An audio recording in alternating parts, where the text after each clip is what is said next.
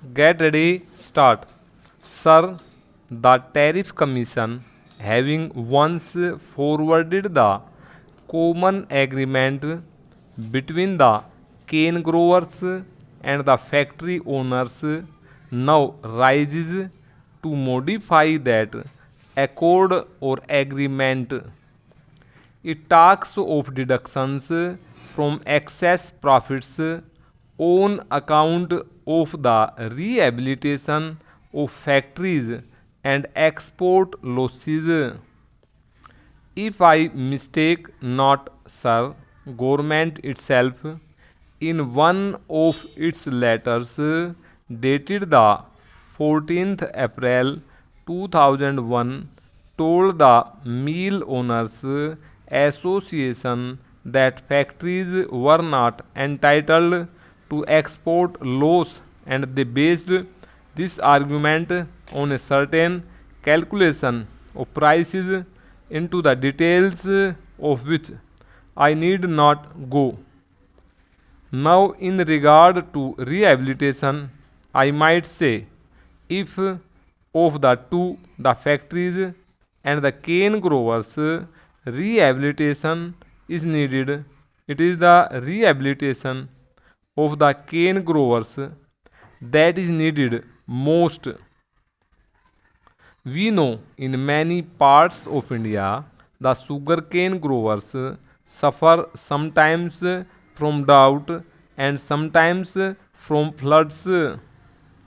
These days, due to heavy floods in Uttar Pradesh and Bihar, the sugarcane growers have suffered considerably. So, if the government is really keen about rehabilitation and if the Tariff Commission is equally solicitous of the interests of the capitalists and the cane growers, then we should insist on a rehabilitation fund for the help of the cane growers who suffer on account of drought or on account of floods. Instead of that, the Tariff Commission talks of rehabilitation of the mill owners as if the mill owners suffer more from calamities than the cane growers, as if the mill owners are weaker of the two. Sir, the Food Minister has tried to point out that sufficient attention must be paid to the recommendations of such an important body as the Tariff Commission. Is the government prepared to implement all the recommendations of the Tariff Commission, even in the case of the sugar industry? Is it not a fact, sir, that the Tariff Commission recommended that the incentive money that accrued on account of the reduction in excise duty should be distributed between the cane growers and the mill owners, 30% to the factory owners and 70% to the growers, and our government, instead of accepting that recommendation, is contemplating to reserve 25% for rehabilitation of the factory owners and then to distribute the rest between the two. The Tariff Commission, in one of its reports, doubted the feasibility and the advisability of linking price with recovery. The central government not only ignored the advice of the Tariff Commission, but they have also ignored the recommendations of the governments of Bihar and Uttar Pradesh In this matter, our food minister claims to be a friend of the peasant, and it is not possible really, sir, for anyone to be in the government of India, India being mostly composed of peasants, to remain there unless he claims to be a friend of the peasant.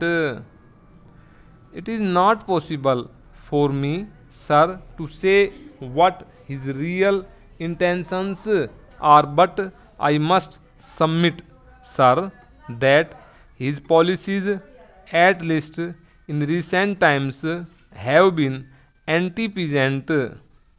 I would only invite attention to a law recently passed by Parliament under his guidance, wherein an attempt is made to regulate the crushing of sugarcane. I then pointed out, sir, that in the midst of the season it would hardly be proper to limit the crushing of the sugarcane. The sugarcane that is produced must be crushed and must not be allowed to waste. I am told the entire sugarcane was crushed. So the regulation of the amount of sugar to be produced has failed. But while the entire sugarcane is crushed, a large amount of the sugarcane was bought by mill owners at a considerably reduced price. His regulation only hit the cane growers who had to be satisfied with less price than they were otherwise entitled to have. In the end, I wish to point out that the cane growers of Uttar Pradesh and Bihar have proved to be less amenable to reason than the cane growers of Maharashtra and Tamil Nadu. From all that the food minister has told us this afternoon, it is clear that while there is a higher yield of sugar in the sugarcane produced in Maharashtra and Tamil Nadu, the mill owners of Maharashtra and Tamil Nadu are paying more than the minimum prices which are paid by mill owners of Bihar and Uttar Pradesh. There were in my own city two sugar factories. Now they are linked together into one. I once studied the working of these two sugar factories very carefully, and I am definitely of the opinion that the recovery of sugar is not being reduced increasingly because Mother Earth is producing worse quality of sugarcane than before, but because the management of factories in Uttar Pradesh and Bihar is getting deteriorated. The old factories are not able to crush sugarcane as well as they used to do before.